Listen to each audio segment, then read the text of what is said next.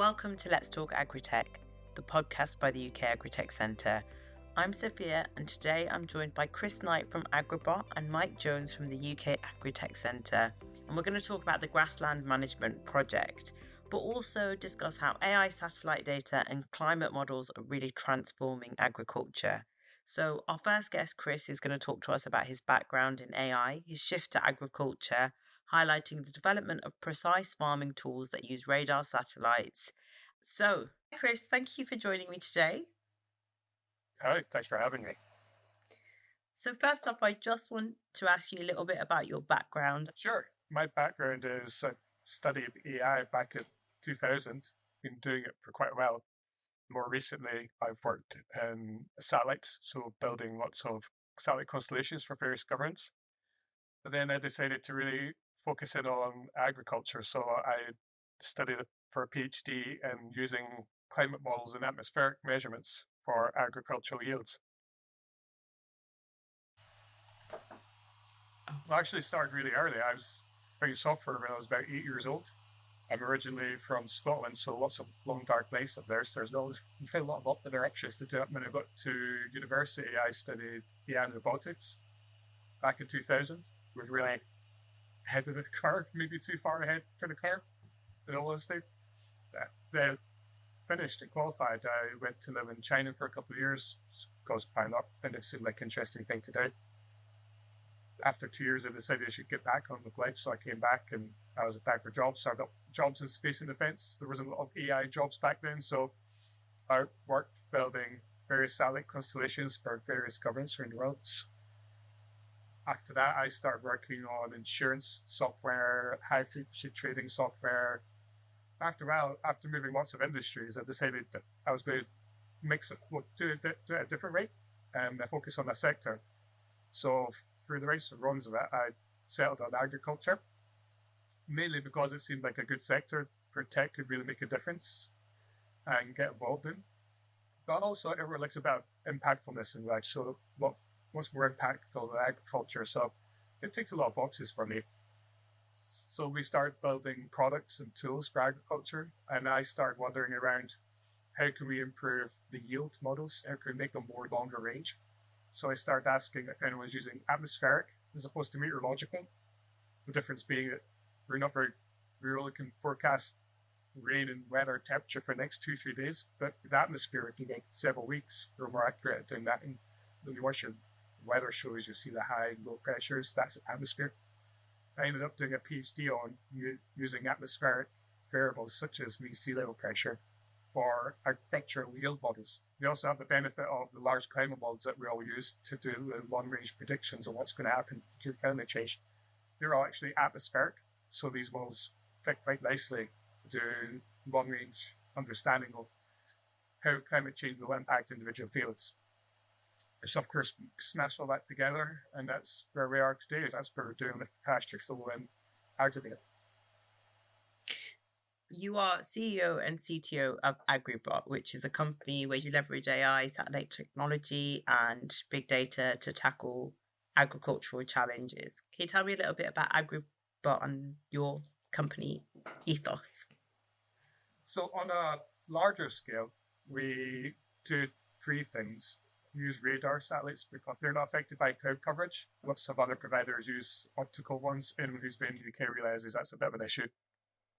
We use those satellites to understand where agriculture is today. We can scan every field in the UK live. And we scan all 1.6 million fields. We get 3 bits of data, more than that, 6 or 7 bits of data every week per field. And we can also look back to how fields have been behaving since 2016. We have data on every field in the UK since 2016. The third part is now we understand how the fields have behaved historically, and today we can then make artificial intelligence models and climate models specific to every field. We don't make models that generalize. When using our system, we don't need to know what type of soil or crop it is, because the AI models learn how each individual field reacts to the environmental conditions it faces. Unless you change your soil, which doesn't happen very often, these models are accurate. So it's like personalized technology for every field. Yeah, and I think that's one of the issues when people talk about climate change. They often talk about averages. If you're subscribing to the 1.5 or 2 degrees increase, I mean, that's interesting, but it's a global average, so no one can actually really do anything to that. Plus, it's quite abstract for individual people. You can really tell the difference between 2 degrees Celsius if you sat in a room. It's a useful number, but it's not very practical when done. So if we can then therefore understand how climate change means for every field, then it's actually actionable and people can start mitigating. Because you can have two fields next to each other, but climate change means very different things to it, purely because certain fields hold water better, some are more susceptible to other weather conditions. So the effects across globally are very localized as well. We try to help people understand what that means. Yeah, absolutely. I talk to a lot of farmers in my job, and they will have nicknames for certain corners of certain fields, and they'll know the nuances of every bit of soil. So I think it's really important for us to understand the land properly when we are making decisions about precision agriculture. Which follows on to my next question. Precision agriculture is one of the key things that you do at Agribot, optimizing farming practices and increasing sustainability and efficiency. So do you want to talk a little bit about precision ag and your thoughts on it? So the project we're launching right now is focusing on grassland. So with that, we can look historically how each individual field has behaved under different weather conditions and measure how much the grass has grown in terms of biomass. We can go back to 2016 and see under different conditions how much did the biomass increase and dill. Although we use satellites, that doesn't mean we measure length. We don't measure length. It measures biomass, its conception of the system. With the aim of being that we can look at fields and we can do 2 to 3 year forecasts looking ahead, and we can help farmers understand if they have a target for a certain dry matter mass, we can help them understand if that field is going to reach that target naturally. Therefore, they don't have to spray anything and intervene with it and just leave it alone. If it's slightly behind target, we can help farmers understand what they can do to intervene with that field, whether spraying fertilizers and at what point and what date is optimal to do that. It's really about helping farmers optimize their practices rather than introducing anything new. We're not trying to get anyone to change their habits, but so we're trying to insert ourselves perfectly into their current workflow, just make it more optimized and efficient. You mentioned the Innovate UK project that you're doing with UK Agri-Tech Centre, which is grassland modelling for improved utilisation. Could you tell me a little bit about how this project came about? So originally talking to Duncan Ross, he was the one that really helped us and guided us towards doing grassland because he always felt like it was a massively underserved sector called agriculture, despite it being such a large proportion of the land. After talking to Duncan, we came up with a plan for the project that we're now working on together, and we were lucky and successful enough to get UK funding for it. Could you explain to me a little bit about how you think grassland is underutilised? I think where we're coming from is that grass is often the forgotten crop. Everyone always focuses on arable. It's probably because grass is somewhat an intermediate crop in the sense that the tangible part of it is milk and dairy, or dairy outputs.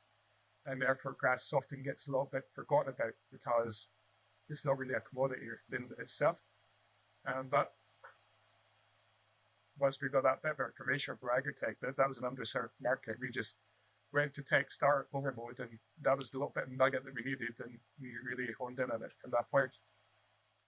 Could you tell me about the main goals and aims of the project then? The project was originally rejected as part of a farming innovation pathway. So we got an email that most people get, and it's the unfortunate one. And then randomly, 6 months later, we got an email from the Earth Observation part of the UK saying they wanted to pick the project up. So they then funded it. So a lot of people mistake that we're actually funded by the Earth Observation part. We were turned down the agriculture part. I think that's really interesting. It shows how you can develop a technology in one sector and it's applicable across multiple sectors. Well, that's the thing. As a business, we're really lucky because we take a lot of hotspots right now. We take the AI box, we take the agriculture box, we take the climate box. We take from the UK, they're very excited, and the EU, they're very excited about satellite applications. So the EU has these wonderful satellites, and they're very excited to watch and learn people use them and how they use them, especially if it's for things like agriculture and sustainable farming. That's a real sweet spot for a lot of people. So it's not that it's a project that garners a lot of interest from those perspectives. But I think the important thing is it really does deliver real impacts. One of the things I really like the idea of is that the project making pasture farming and irrigation practices more easier to come to. New Zealand really leads the way in this, and Ireland's really good from UK's perspective. And UK is on this journey. So one of the real impacts of this project is hopefully to encourage more people to use this methodology, because it's great for farms' profitability, first of all. It's a win for the environment as well. So it's a winner everybody can look at this. So getting more people to do it this way, that's a massive win. And for the people who are already doing measurement readings, it's an opportunity for us to build a quality of life tool for them. It's a job they don't necessarily have to do, so we can hopefully fall back several hours per week for them by measuring it using satellites, and they can, return really valuable. And there's not enough hours in the day, so an extra 2-3 hours a week is a massive benefit. So, Chris, could you tell us about the main goals and aims of the Grassland project then? The main aims of the Grassland project are to be able to measure grass biomass by using satellites, in particular radar satellites, so they're not affected by cloud cover. The second main objective is to introduce a 2 to 3 week forecast for grass growth. Therefore, farmers can be far more proactive rather than reactive to changing weather conditions, than mitigate the changes that we hear through about. And from a tech perspective, what kind of tool do you imagine in 3 years' time you would have liked to have developed as an outcome? Well, we got farmers using it. Ultimately, where I see it, where I would like it is, I would like our data to be going straight to farm management apps. Personally, I think that there's far too many apps out there already, and I don't want to add to the list. We're in a position right there where we have to, but ideally, I'd rather work with current farm management applications and put our data in behind the scenes, and be really successful if farmers are using our data but they don't know we exist. We're trying our hardest to help farmers without needing anything different. So I think help them be a bit more efficient and get some more time back. You mentioned that farmers are already using this tool. Can you let me know some of the feedback you might have had or some of the impact that it's had already? The farmers we've always had the 2 or 3 farms involved. That's always been giving us their data. But data calibrate the satellite data to match that and to train the AI on it. We also had a couple partner farms in it.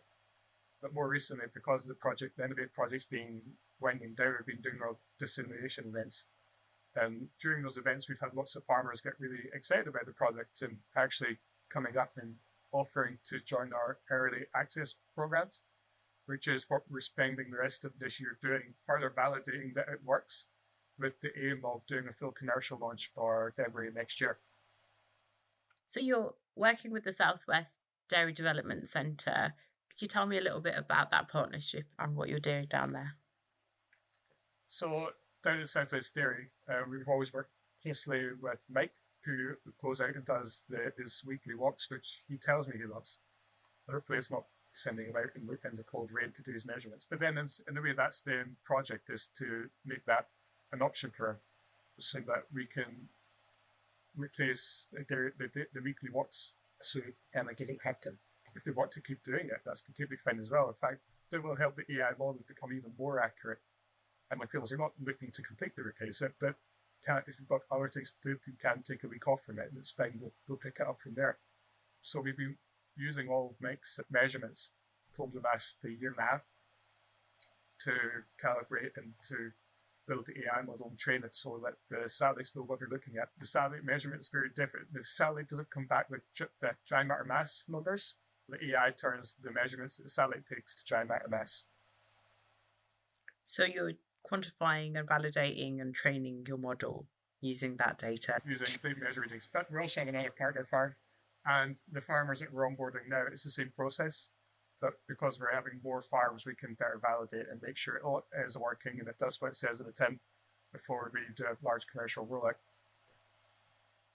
So it sounds really exciting, and something that I'd love to ask you more about is this idea of integration. Working at the UK Agri-Tech Centre, we see a lot of tech being developed, a lot of apps, different tools that you can use on farm. How important is integration to adoption of these type of tools? I think it's really important. Our data, doing grass management data and the forecast data is really helpful. I think that's why we're doing it. But there's a multiplying effect if we have that data sat beside our grass management plan. You're not having to look on our app to see what the grass is going to be like in 2 weeks, to then keep that in your head and open up your grass management app and then try and piece it all together. So therefore, if we can have that data straight in there, then that data starts off as being really useful, but gets a multiplier effect because it's sat beside all the other data that also amplifies that. I think that's true in general. I think that's true with us, but I think it's true with any bit of data. Every bit of data is useful in its own little way, but put it beside relevant and other bits of data, and that usefulness gets multiplied.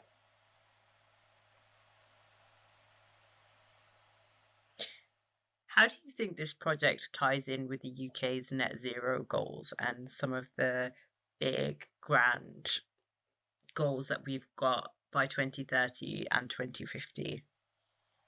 It fits in perfectly with it. The idea being that if we can help farmers get an objective way of saying that this bit of grass is going to reach its target without putting fertilizer down, that's a lot of fertilizer we save. We can make farmers feel comfortable about not using it just to leave its natural progress. The dairy sector gets its for its impact, but the reality is it's largely a cyclical. The methane that the cows are putting out didn't come from an oil source. It came from a natural cycle. It came from the atmosphere. So that's the cyclical part. If we can reduce the actual inputs, which are the fertilizers and ammonia, that is the input to the system. If we can reduce that, that has a drastic reduction on the net attribution of the sector's carbon footprint. Right. So it sounds like this project has real potential to have economic and environmental impact and help farmers with that precision agriculture. What's next for Agribot in terms of innovation, expansion, and business development? What have you got in the pipeline? So we're working on increasing the project's geographical reach. That includes moving to the large EU dairy sectors. That's Ireland, France, Poland, these countries, but also rolling it out to New Zealand, which is the largest market for dairy.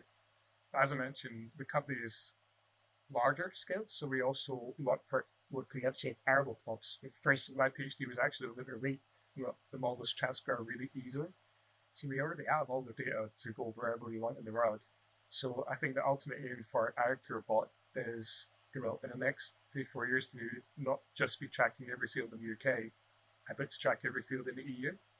And certainly within the next 7 years to be tracking every field in the world. And I think that where that really comes into useful is when this will be the first time I'm really aware of being able to actively track subsistence farmers and get a handle on what's happening here. There's a real lapse of data because there's no market for it. We're also looking at ramping up insurance, so doing things like using our models for parametric insurance, facing revenue protection and all the mess that comes with that. Just having a simple objective atmospheric KPIs for insurance. As soon as these are triggered, we're paid out. So I could go on all day about where we're going to go with this, but it's really exciting for us and something I'm really looking forward to. And your models, they use publicly available satellite data, is that right? So we use the EU satellites. They're under an umbrella called Copernicus, and they're the Sentinels. So Sentinel-1 is radar, Sentinel-2 is optical, and that data is completely free, open source and free, with an asterisk because this radar data is unusable as it is. You have to process it, filter it, and clean it up a lot before it's useful. So whilst it's free at source, it costs a lot of money to clean up and process at scale. But yeah, it's still there. We don't use anything that no one else could access. Where we add value is that, well, there's a lot of skill in doing it. Just because you can get it, well, that's not even you're not even 2% of the way there. This is why we can sell to commodity traders and financial markets. The insights we're giving them, there's no insider trading angle at all. Like I said, we use a lot of AI models, but there's nothing that isn't open technology to use. The good old AI thing is the more data, the better, and the more perspectives, the better. So when we use optical satellites, we normally use a thing called NDVI, and that's one thing you might hear a lot about in agriculture when it comes to satellites. And that effectively is measuring the reflectance of the field. The key thing it looks at is near infrared. For instance, when we watch a plant go ill, typically goes from green to yellow. That change happens in near infrared first. So if we could see near infrared, we'd see the cow become more stressed quicker. So that's how satellites can pick up stress quicker than we can, but that's only because it can see near infrared. If we could see near infrared, it would be as quick as they. It has a big, massive downfall of the clouds. Like I mentioned, it was a cloudy day. Sorry. It's a picture of the clouds, but that's bad. Radar is different. Radar measures the physical attributes of what's on the ground. So if it can measure how much it grows rather than how healthy it is. So the big advantage is it's not affected by clouds. However, that said, the optimal is having both, because now we can see how healthy it is by using NDVI and how structurally well it's doing using radar. So combine those different perspectives, you get a route that's the best model. Radar has benefits over optical, but really combined, that's the optimal. How much processing power does it take to actually create something useful out of this data? So if you're using the standard off-the-shelf tools, which anyone can do, or has access to, it would take about, normally when you get satellite data, you get an image like you would download off your camera. It's just an image like any other image. The difference is the image represents 100 kilometers wide and 100 kilometers down view. That's the standard for a set. So of course, in that large view, we can have up to 140, 150,000 fields. And to separate all that data, if you're using the standard tools that say Python, it will take about 2-3 seconds to process an individual field. Which sounds a lot, it sounds big, but the reality is if you have 1.6 million fields in the UK, so that's why a lot of the tools track the 40, 50 fields. They can do that rather easily. One of our tricks is that we process fields in milliseconds, which is why we can scan the entire UK. We have that ability to do it, and we have the ability to keep that financially accessible because it takes us a lot quicker. When you're having servers, you pay per hour. So if we're doing something in an arc that would take 18 days, that's just a massive financial win. That makes the product a lot more accessible. So, and your model differentiates between what crop is in the ground, what stage it's at. It can give you all that information. Yeah, you can get all sorts of information from it. To give some dates, if you're growing like a wheat and you've sold it in the autumn, you'll normally know, and about 95% accuracy in March, that you're growing wheat very early on. One of my academic papers, if it's a winter wheat, we can have an accuracy of 50% in November to know what the yield's probably going to be. So 50% is good, but this is November. So we very early on, we have a good understanding of exactly how many fields are being grown wheat. And we know the likely yield, therefore we know total production by March, months ahead. The paper that I have published, I've not really identified regions where it's going to be positive and negative. People talk about climate change and averages. Like I don't want a paper who argues against this, but the expectation for winter wheat yield in the UK is that it will go up.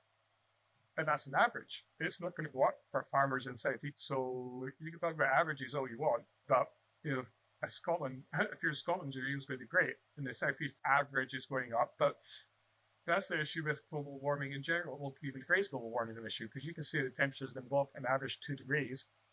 Well, that's good. But what about the people where it's actually going to be down? Everyone's gearing up for a warmer climate. There's actually areas that are going to reduce. Thank you so much for joining me today, Chris. It's been a real pleasure to talk to you. Thanks for having me. It's been a great conversation. Where can people get in touch with you if they're interested in any of the technology that you've talked about in this podcast?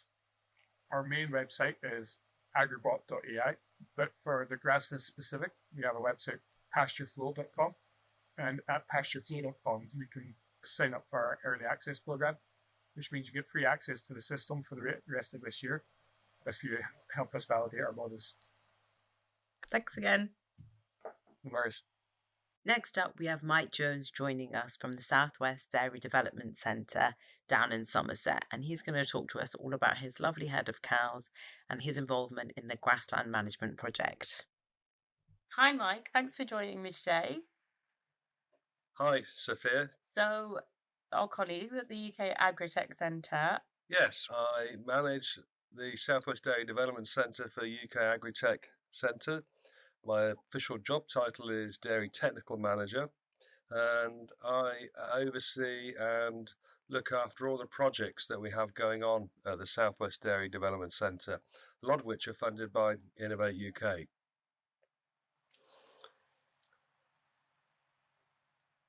So I know that it's a really great facility. It's one of our most used capabilities. Could you expand a little bit on what type of projects we have there and what the capability is? Okay, so it's a 200 cow dairy unit milked on three Lely robots. The cows are making their own decisions. We have a lot of projects around animal health, the environment they live in, and how their forage is produced, which is where the Agribot project has really come in to its own. And it's been fantastic to work with Chris Knight on how his project has developed. Over the last 2 years, we've been working with him. I've been out in the fields every week during the growing season, plate metering grass and feeding those figures into Chris to put into his algorithms. I'm looking forward this year to receiving information back from Chris with predictions on how our grass would be growing over the rolling 10-day period. And I will be continuing to plate meter the grass to look at how accurate Chris's predictions are. Chris mentioned that you've got your weekly farm walks to validate the data and the models they're building. Yes, I keep my step counts up once a week, come rain or shine, from around the end of March through to October, walking around 16 hectares of grazing. It's not all one field, it's into about 8 different fields. So I've got very good at walking a W pattern around 8 different paddocks. And what is the most exciting bit of that project for you, Mike? The most exciting thing about this project is to see how close Chris's predictions are with his algorithms on what we're actually seeing in the grass field. If Chris is going to tell us we've got 1,800 kilograms of growth in a field in 10 days' time, I'll be looking forward to actually going out and plate metering as those 10 days count down to see how the grass is growing and how close Chris's predictions are to what is actually happening in the field. And what impact do you think this could possibly have on the dairy industry? Chris touched on the main aims of the project, but I'd love to get your perspective of someone who works hands-on in dairy day in, day out. From my point of view, it will give me time back to spend and prioritise other happenings, events, workload on the farm. We will start plate metering in the spring with great excitement and enthusiasm. 3 weeks later, when it started to rain, the weather's not so nice. You're thinking, it's raining today, can I delay it for tomorrow? And you delay it for another 24 hours, and then, oh, it's still raining. I better get my waterproofs on. Walking around fields when it's pouring rain, just measuring grass, can be a little bit soul destroying, but it needs to be done. It's an important KPI in efficient grazing of livestock. So it must be done. To be able to do this from the click of a button on a screen and then allocate the right area of grazing to the right number of cows that are going out into a field will be hugely time saving, making great savings on our time efficiency budget, on our workload budget. So, Mike, just for the layman's in the audience, including me, you talk a bit about key performance indicators and the right grazing level. Could you just explain that to me a little bit, please? Okay, so when grass is growing in the field, you really want to be at the maximum amount of growth stage to enable the cow to graze efficiently. A single stem of grass should just have 3 growing leaves on it. Once you get the 4th leaf to emerge, the first leaf starts to die off. The animal only really wants live growing leaves, and that grass stalk will regenerate itself a lot quicker. It is important to when you enter a field at the right level, whether it's 2,500 kilos of grass per hectare or a little bit more, you then graze it down to a sward height that leaves you around about 15 to 17,000 kilos of grass per hectare. And it is important to get that as correct as possible, because you're then maximising the amount of dry matter intake you can get off a hectare of pasture. Chris mentioned that within the project there's an opportunity to reduce chemical inputs as well, depending on how the grass is growing. If you've got a really good soil structure, good nutrients within the soil, and you're targeting what your yield is going to be, whether it's a cutting date or a grazing date, if you've got the right weather or the wrong weather coming, then there's no need to spread artificial fertilizer. Save the money in the bag and save it for a sunny day rather than a rainy day. Yeah, it's a really exciting project. I think that the application of this technology can go well beyond grassland. Definitely. It is, when I first started to see Chris's satellite diagrams and being able to identify 1.6 million fields in the UK, and then actually see it on a satellite map that comes up on my screen, I can then identify, well, yeah, that is our farm, and those are our fields. How on earth does that happen to start with? And then you've got all the different colours that come up on the satellite maps that Chris produces. When I've learned what the legends are, green is grass, red will be another crop, purple will be another crop. And when you sort of come out of your own little area and see all these different coloured patterns of the fields across the UK, it does make you stop and think, well, if Chris can predict harvest yield, not only maybe weeks, but months before harvest actually happens. If you can do that with growing crops of wheat, barley across the world, so to speak, I think that information will be vital for a stockbroker on the future grain trading floor or the stock exchange to make a more informed gamble. Hopefully they will pay an arm and a leg for that information. I agree with you, and it's part of the conversation that I had with Chris is these other applications that go beyond grassland. You're from a farming background, right, Mike? It's part of your day-to-day life. And you talk a little bit about time efficiency and how precious time is when you are a farmer. Could you touch on that in terms of not just this project, but other projects where saving time is the priority? Labour requirements are something that we don't really think about, but we're all under time pressure. Employees, whether it's owned by a farmer or he employs staff on the farm, there's always an extra job that needs doing. There's something that needs tweaking. There's a gate that needs rehanging. There's a couple of bits of maintenance that must be done. And you've got all these to add into your normal work routine. The standard working day for many farmers is going to be 10, 11, sometimes a lot longer hours than that.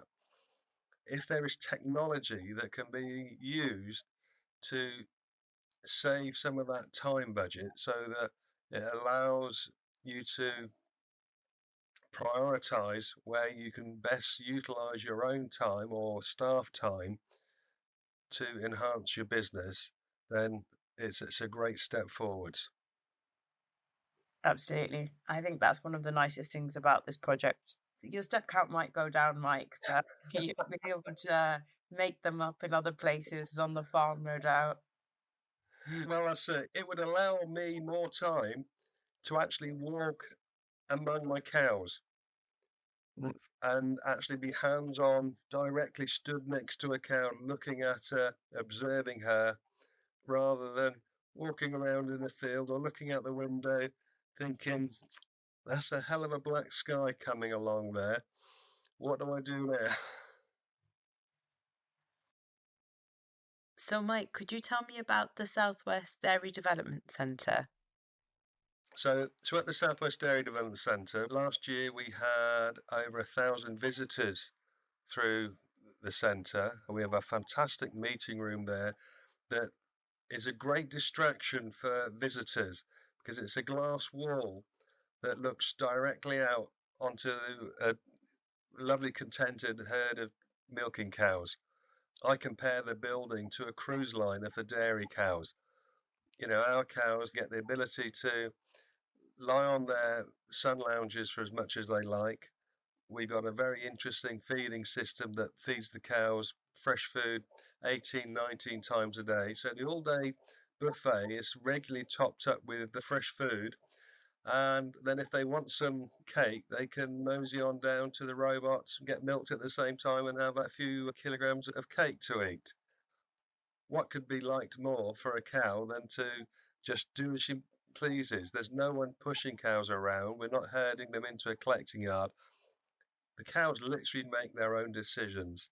And it's really interesting to see how cows have repaid that freedom of choice by the quality of the production that they are producing. And, we've got great fertility, great production, and very contented cows that you never hear a cow mooing away because they're there just stood quietly, chewing the cud, getting on with their own lives and enjoying themselves. How do I get a room there, Mike? You'll have to join the queue, I think. But and that's why I compare it to a cruise liner for cows because, who doesn't like a cruise? Everyone loves a cruise. And the centre's open for visitors, so if anyone wants to come and see what you do, they just get in touch with you. Yeah, but by all means, contact me or one of my colleagues. We're very open to having visitors. We quite regularly have a visitors group nearly once a week. We will talk about the projects that we conduct there, the good, the bad, how a project develops. A good project to me answers more questions or raises more questions than answers. If everything was good from the word go, there wouldn't be any need for us to do all these developments, tweaks, and recording data. We're a live data gathering platform looking at outcomes with emerging technology. How important do you think it is, Mike, to do this R&D to look at nutrition and welfare and all these different metrics when it comes to your herd? Well, the herd we have here and the environment they live in and the field systems around the herd uses, that is really vital to help with the research and development of new ideas, new technology. Some may not come to commercial reality. It may fall by the wayside, but we don't know what is and isn't going to work unless we record all this data. We record data before a project starts just to give us a baseline so that we can see what changes happen. I'm of an age where I can remember there was a great research farm called Bridget's back in the sort of 70s and 80s. And recent visitors have compared to Southwest Dairy Development Centre to Bridget's itself, which to me, when I was growing up, was a really inspirational place to visit and to see what is going on and to learn how research is conducted at near commercial level rather than far off research done at universities. To do it in a commercial herd setting just gives us a great eye opener into how it will affect animal health, farming, environment going forwards. And, to me, the basic principle of what Chris is trying to do is enable me to stop measuring that grass, going out and walking it every week, and to be able to look at my phone and then allocate areas from my phone. Yeah. It will expand into other areas of predicting wheat crops harvest months before it happens. What I've learned about this project is that there are 30 different weather patterns. All this data on weather and climate goes back to the 1940s or something. And, it's all there available, but I didn't know it existed. And whether it's humans, animals, crops, they all grow on a predictable growth curve. How many, I've got adult children now, but I can remember when they were little, you get a little red book with a growth curve on it, and you tick off when they get measured and weighed on it. And you can do that with animals. You can do it with grass. You can do it with wheat. And it does have a predicted outcome at the end.